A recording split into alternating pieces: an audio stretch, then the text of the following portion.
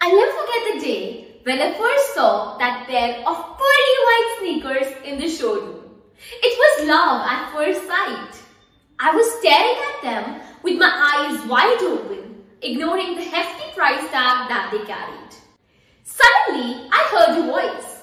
I thought those beauties have started talking to me, trying to convince me to take them with me. But soon I realized that it was the salesman, though he was also trying to do the same. Hi, I'm Tisya Gupta. I'm 17 years old, and my mom thinks that I'm the biggest spendthrift walking on the face of earth. As for buying the shoes, I was already convinced. So I immediately drained out every single penny from my pocket to all those new superstars. It was the first day when I put my feet into those beauties. I felt elated. Brimming with pride, I started walking towards my friend's house. After some time, my toe started to hurt. I removed my shoe and there was a shoe bite. I stood still. I felt betrayed for obvious reasons. I looked at them and asked, "Why are you doing this to me?" But they didn't say a word. Silly me to expect that. I thought that the shoes were new, that's why they're causing me pain. Some shoes need to be worn a few times to break in their initial stiffness.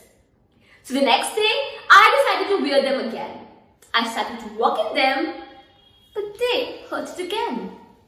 I gave them another chance, the third day, the fourth day, and then for a whole 1 week.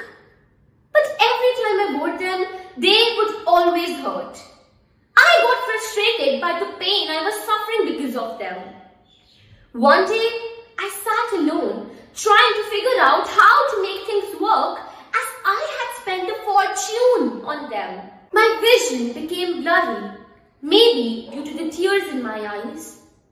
Suddenly, someone came and sat next to me. It was my mother. She said, "Oh dear, you don't need a pair of shoes to enjoy your own life.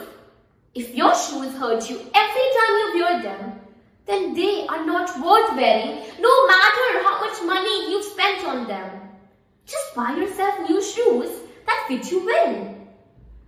Listening to my mother's words, I left those shoes there and I never thought about them again. This wasn't very difficult to do this with a pair of shoes. So I decided to use the same approach to deal with toxic friendships. After all, a good friend is exactly like a good shoe. They both stay with us and last for a very long time.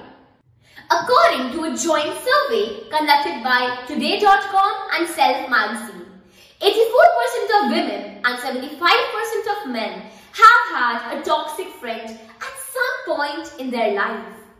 This means that 3 out of 4 of us have sometime in our life felt hurt, broken and betrayed in our friendship. We desire to move on, but we somehow end up being there forever. We never break up thinking about the amount of energy we've spent to make that friendship work. While a toxic friend keeps on making us feel inferior all the time. They often ask us to change certain things about ourselves in order to hang out with them. They make petty jokes on us and insult us in front of others. But we value them so much that we can't let them go.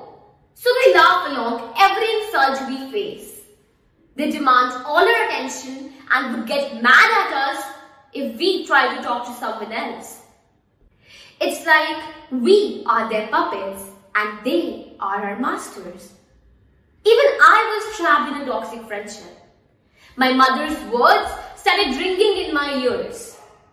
If your shoes hurt you every time you wear them, then they are not worth wearing no matter how much money you've spent on them. So just like those crappy shoes, I left my toxic friend behind and I never looked back again. Though she tried to connect with me a few times, but her innumerable shoe bites caused a blister in my heart. And in order to heal a blister, we must keep away from the source of friction. In other words, don't wear the shoes that cause damage until your blister is healed. And the skin that we develop over the years on the blister helps to protect it from further infection. Friends, sometimes we bleed sweat and tears to be accepted by someone whom we value a lot. We cross oceans for people who won't even jump over a puddle for us. We gradually lose ourselves. But remember, good shoes takes us to good places. But bad shoes won't even let us take our first step. So friends, here's the time that we chase our dreams in the most comfortable shoes that we own.